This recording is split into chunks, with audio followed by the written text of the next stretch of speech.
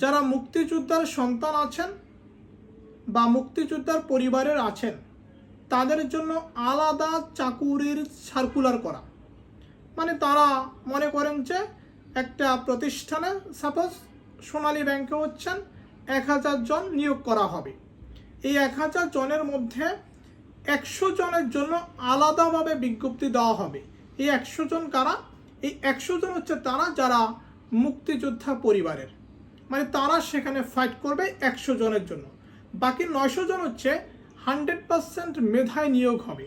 তাহলে যেটা হলো একই সাথে মুক্তিযোদ্ধার সন্তানরা সুবিধা পাচ্ছে, একই সাথে যারা মেধাবী তাদের ক্ষেত্রে সুবিধা হচ্ছে। মেধাবীরা মেধাবীদের জায়গায় ফাইট করবে, আর যারা মুক্তিযোদ্ধার সন্তান তারা তাদের সার্কুলারে ফাইট করবে, তাদের নিজেদের মধ্যে ফাইট হবে। এটা মনে হয় সবচেয়ে বেশি ভালো হয়। আমি আসলে মুক্তিযোদ্ধাদেরকে সুবিধা দেওয়ার পক্ষে, এবং একই সাথে যারা মেধার পক্ষে কথা বলতেছেন আমার কাছে মনে হয় তারাও যৌক্তিক আন্দোলনে রয়েছেন।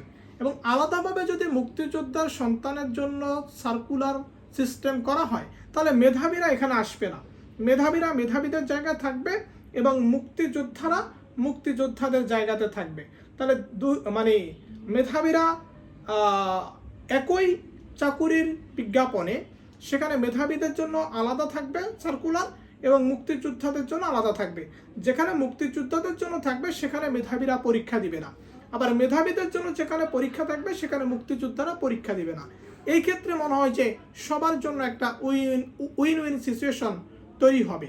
ভালো থাকুন। আমি advocate Mithun Shah, Bangladesh supreme court. আমার কাছে মনে হয়েছে এটা করা যেতে পারে কিনা, সরকারের বিবেচনা আনা যায় কিনা। ভালো থাকবেন।